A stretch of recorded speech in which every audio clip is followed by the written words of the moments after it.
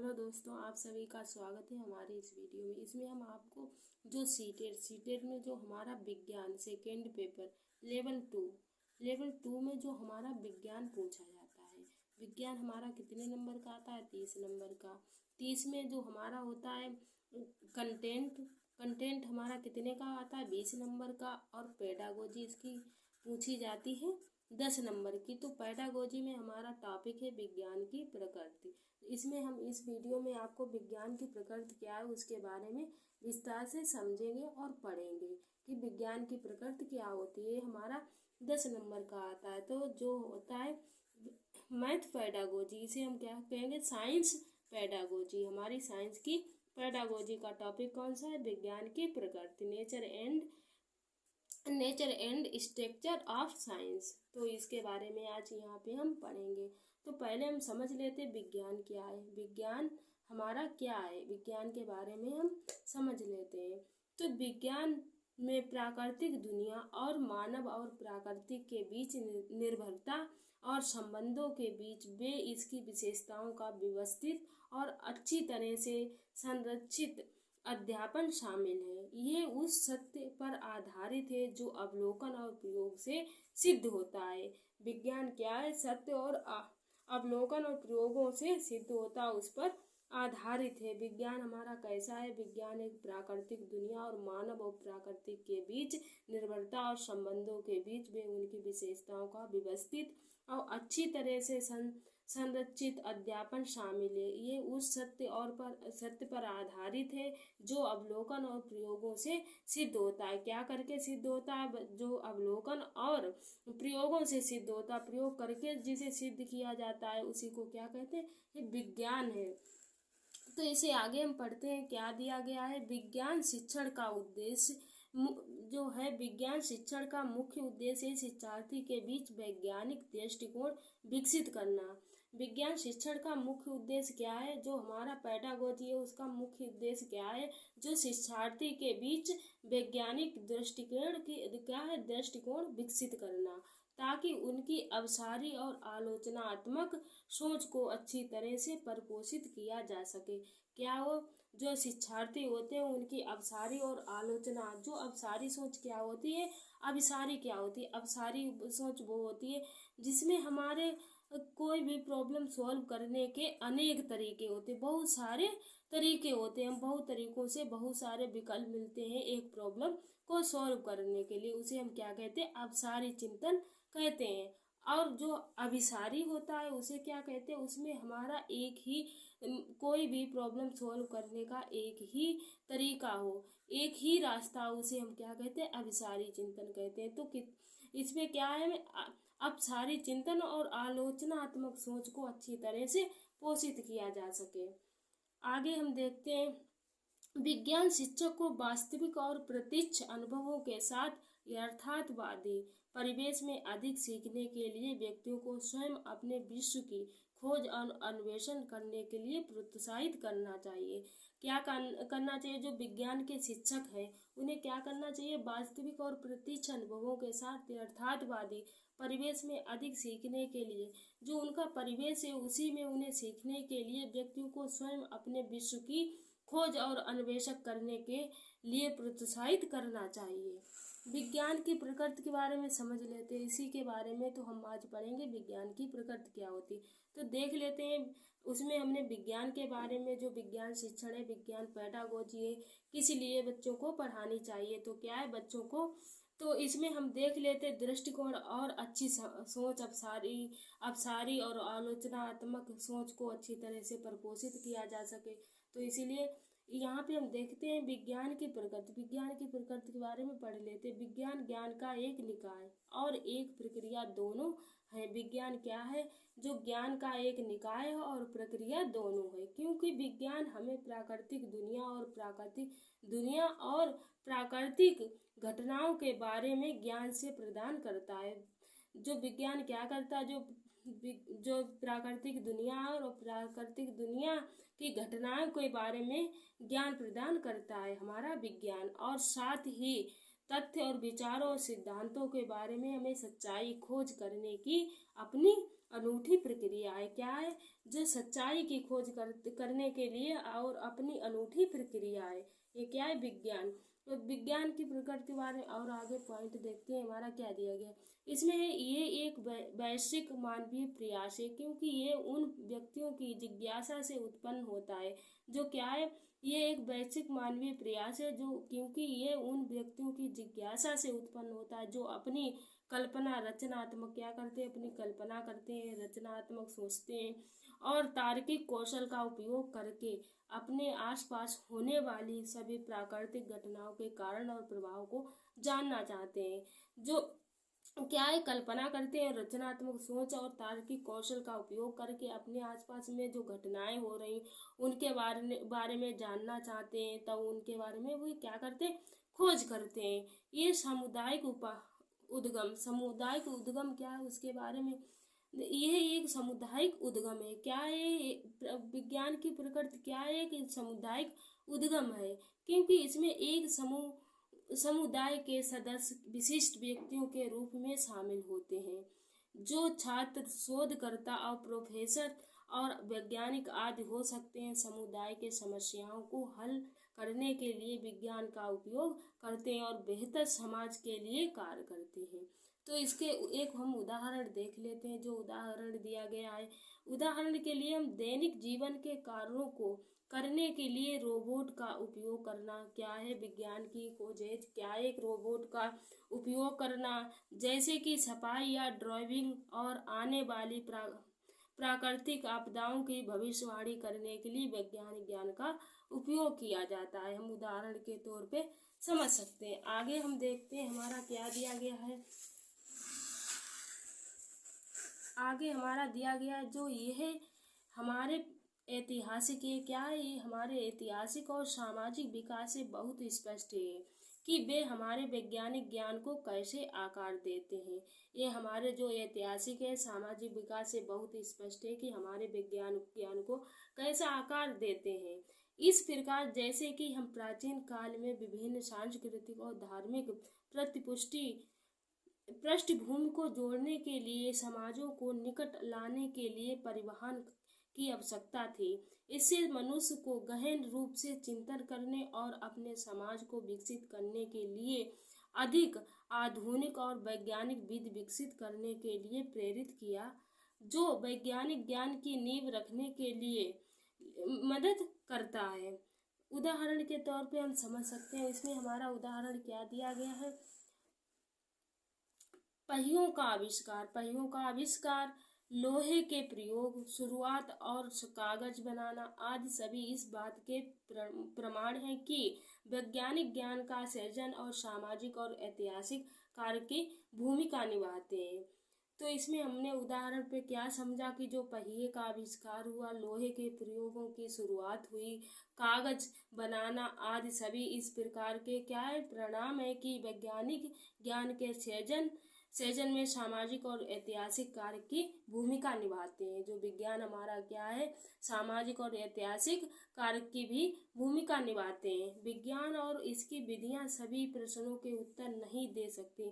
जो विज्ञान है और इसकी विधियां हैं जो सभी प्रश्नों के उत्तर नहीं दे सकती, क्योंकि आध्यात्मिक लोगों की जिज्ञासा और उनकी मानवताओं से जुड़े प्रश्नों को वैज्ञानिक विधियों से सिद्ध नहीं किया जा सकता। इसमें क्या बताया गया, जो विज्ञान है हर विधि इसकी विधियों और सभी प्रश्नों के उत्तर नहीं दे सकते, क्योंकि आध्यात्मिक लोगों की जिज्ञासा और उनकी मानवताओं से जुड़े प्रश्नों को वैज्ञानिक विधि से सिद्ध नहीं किया जा सकता।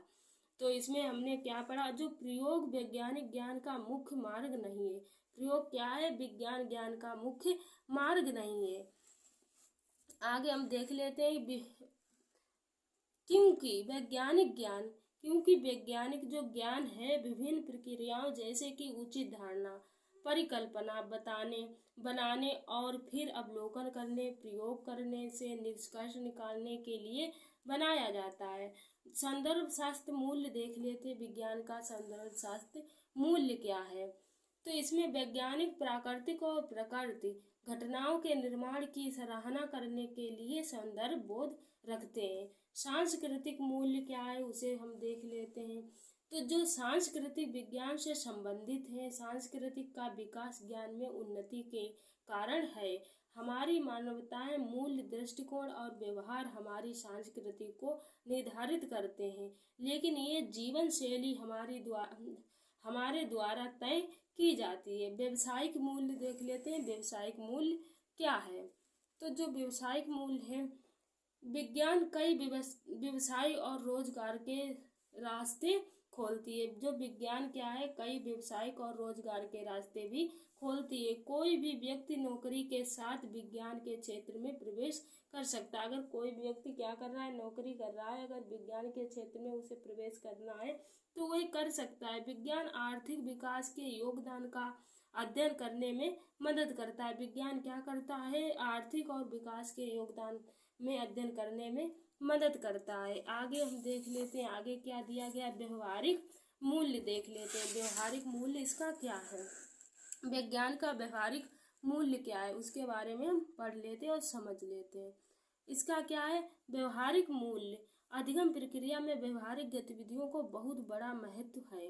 वे छात्रों को गतिविधि में संलग्न करते हैं और व्यवहारिक मूल्य उन्हें महत्वपूर्ण कौशल विकसित करने में मदद करता है। वैज्ञानिक जांच की प्रक्रिया को समझने में मदद करता है। और विज्ञान हमारे आसपास, विज्ञान क्या है, जो हमारे आसपास का जैविक दुनिया का कई दृष्टिकोण जैसे अवलोकन, प्रयोग, निष्कर्ष आदि के माध्यम से अध्ययन शामिल है। जबकि विज्ञान प्रौद्योगिकी में व्यावसायिक उद्देश्यों के लिए उस वैज्ञानिक ज्ञान का अनुप्रयोग शामिल है। यहाँ पे हम क्या है, विज्ञान के बारे में समझ लेते हैं। जो विज्ञान है, तो विज्ञान लैटिन शब्द साइंटिक से लिया गया। विज्ञान क्या है, जो लैटिन भाषा का शब्द है उससे लिया गया। इसे क्या है, साइंटिस्ट से लिया गया, जिसका अर्थ है जानना। जिसका अर्थ, विज्ञान का अर्थ क्या होता है, किसी चीज को उसके बारे में जानना। आगे देखते हैं, 18वीं शताब्दी से पहले विज्ञान को प्राकृतिक दर्शन कहा जाता था।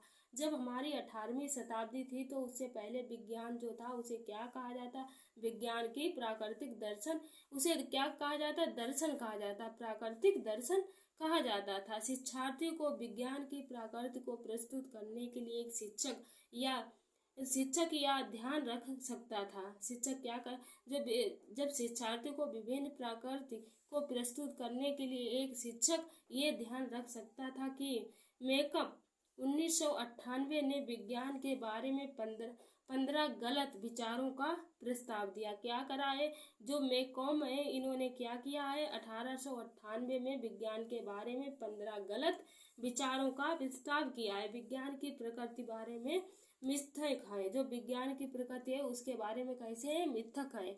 इन्होंने अपने विचार रखे हैं जो क्या है, गलत है। तो इनके बारे में इनके विचार पढ़ लेते हैं, इनके विचार क्या क्या थे। तो इन्होंने बताया विज्ञान एकांतर खोज है। विज्ञान कैसे, इन्होंने बताया कि एकांतर खोज है।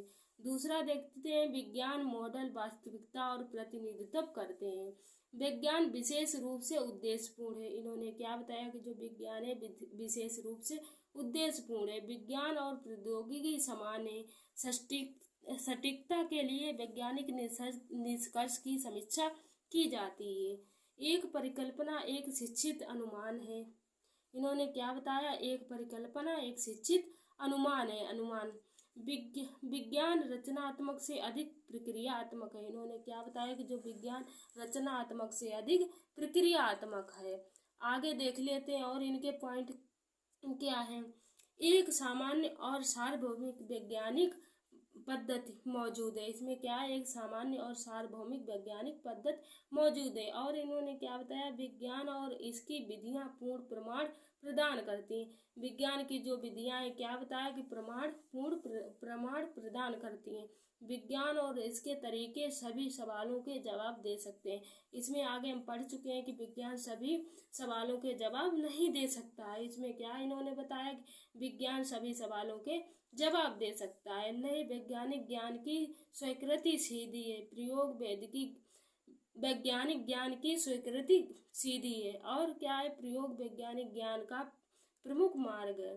परिकल्पना सिद्धांत बन जाती है जो बदले में कानून बन जाता है। वैज्ञानिक कानून और ऐसे अनेक विचार निरपेक्ष हैं। इन्होंने इनके विचार थे, तो इनके विचारों के बारे में जो इन्होंने मिथक विज्ञान के बारे में क्या अपने गलत विचार दिए, इनके विचारों के बारे में हमने इसमें पढ़ लिया। आगे देखते हैं, आगे हम पढ़ लेते हैं। हमारा क्या है, वैज्ञानिक अपने काम को अंदाज देने के लिए कल्पना बहुत भरोसा रखते हैं। वैज्ञानिक क्या करते हैं, जो वैज्ञानिक होते हैं वे क्या करते हैं, अपने काम को अंदाज देने के लिए क्या कल्पना पर बहुत भरोसा रखते हैं। वे कल्पना पर बहुत भरोसा रखते हैं। पहले वे एक परिकल्पना या परिकल्पना बनाते हैं और अपनी परिकल्पनाओं का प्रमाण और अयोग्य बनाने के लिए अनुभवजन्य डेल्टा पर काम करते हैं। अनुभवजन्य जो डेल्टा होता है उस पे काम करते हैं। भौतिकी और क्या है, भौतिक विज्ञान। भौतिकी और भौतिक विज्ञान के बारे में पढ़ लेते हैं। भौतिकी क्या है, भौतिक विज्ञान क्या है। तो इसमें क्या है, भौतिकी विज्ञान का हिस्सा है। क्या है, भौतिकी विज्ञान का एक हिस्सा है। ये काल्पनिक दुनिया का अध्ययन है। ये काल्पनिक दुनिया का अध्ययन है। इसमें भौतिकी, भूगोल, रसायन विज्ञान, समुद्र विज्ञान, खगोल विज्ञान, वायुमंडलीय विज्ञान, पृथ्वी विज्ञान आदि जैसे विषय शामिल है। जो भौतिकी विज्ञान है उसमें कितने विषय शामिल हैं, ये भौतिकी, भूगोल, रसायन विज्ञान, समुद्र विज्ञान, खगोल विज्ञान, वायुमंडलीय विज्ञान, पृथ्वी विज्ञान आदि शामिल है। भौतिक विज्ञान देख लेते हैं। भौतिक विज्ञान ये काल्पनिक दुनिया का अध्ययन है। भौतिक विज्ञान कैसा है, जो काल्पनिक दुनिया है उसका अध्ययन है। भौतिक विज्ञान काल्पनिक दुनिया का अध्ययन है। और इसमें क्या है, इसमें भौतिकी विज्ञान काल्पनिक दुनिया का अध्ययन है, अर्थात यह जीवित है, चीजों का अध्ययन नहीं करता। ये क्या करता है, जो जीवित चीजें हैं उनका अध्ययन नहीं करता है। उनका अध्ययन जैविक या जीवन विज्ञान में किया जाता है। उनका अध्ययन किसमें, जैविक या जीवन विज्ञान में किया जाता है। भौतिक विज्ञान क्या है, भौतिक विज्ञान उसके बारे में, जो भौतिकी है उसके बारे में पढ़ लेते हैं। भौतिकी क्या है,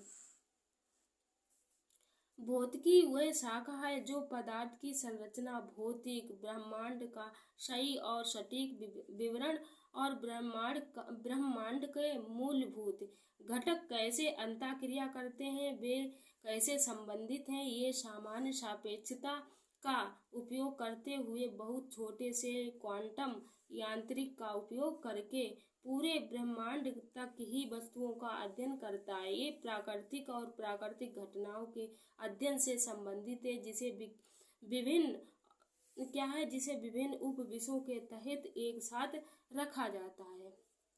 देख लेते हैं जो एक भौतिकी पदार्थ है। भौतिकी पदार्थ के बारे में पढ़ लेते हैं। जो एक भौतिकी पदार्थ है, तो एक भौतिकी पदार्थ एक क्वांटम कण है, क्षेत्र से बना होता है। जैसे कि पदार्थ एक विकिरण जिसे वस्तुओं और प्राणियों की रचना होती है। भौतिक सामग्री जिसे मूल्य माना जा सकता है। भौतिक रूप से वास्तविक सामग्री भौतिकी का हिस्सा है। एक इंजन और मोटर, एक इंजन और मोटर के बारे में, जिसे हम ऊर्जा के एक रूप से यांत्रिक ऊर्जा और यांत्रिक विज्ञान के हिस्सों में परिवर्तित करने के लिए तैयार किया जाता है। रासायनिक विज्ञान समझ लेते हैं। रासायनिक विज्ञान तत्वों और यौगिक के रूप में परिभाषित है। जो रासायनिक विज्ञान क्या है, तत्वों और यौगिक के रूप में परिभाषित है। इसे याद रखना है कि जो रासायनिक विज्ञान है तत्वों और यौगिकों के रूप में परिभाषित है। पृथ्वी विज्ञान अध्ययन का क्षेत्र है जो मुख्य रूप से ठोस और पृथ्वी, उसके जल और उसे घेरने वाली हवा से केंद्रित है। भौतिक विज्ञान समझ लेते। भौतिक विज्ञान तंत्र, ऊष्मा, ध्वनि, विद्युत परिघटना से संबंधित। जो भौतिकी विज्ञान किससे, भौतिक विज्ञान तंत्र, ऊष्मा, ध्वनि, जो विद्युत की परिघटनाएं उससे संबंधित है। रचनात्मक दृष्टिकोण देख लेते हैं। जो रचनात्मक दृष्टिकोण, जब शिक्षार्थी सक्रिय रूप से ज्ञान का निर्माण करते हैं, शिक्षार्थी चीजों को अनुभव करते हैं और उन अनुभवों को प्रतिबंधित करने के माध्यम से सीखते हैं और शिक्षा प्राप्त करने के लिए पूछताछ करते। रचनात्मक दृष्टिकोण क्या होता है, पूछताछ और गतिविधियों पर संलग्न होने के लिए सक्षम बनाता है। आगे देख लेते हैं आगे हमारा क्या दिया गया है इसके।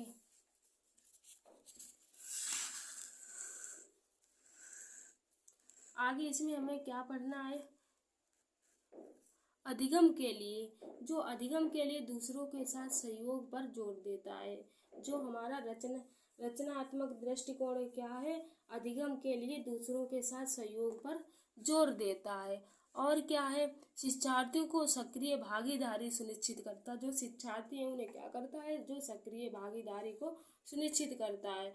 और क्या करता है, सहभागी सुनिश्चित करता है और सहभागी ट्यूशन को बढ़ावा देता है। जो विद्यार्थियों की सहभागी ट्यूशन है, विद्यार्थियों के साथ अंतःक्रिया करके आपस में सहभागी करके सीखना। सहभागी ट्यूशन वैसी ट्यूशन नहीं है कि जो किसी टीचर के पास लगाने के लिए बोला गया हो, ऐसा नहीं कि सहभागी ट्यूशन, शिक्षार्थी अपने साथ सहभागी ट्यूशन को क्या करता है, बढ़ावा देता है। शिक्षार्थी क्या करता है, शिक्षार्थी को एक कार्य करने के लिए सीखने को अपनी रणनीति को बढ़ावा देने की अनुमति देता है। शिक्षार्थी जो अपनी गति से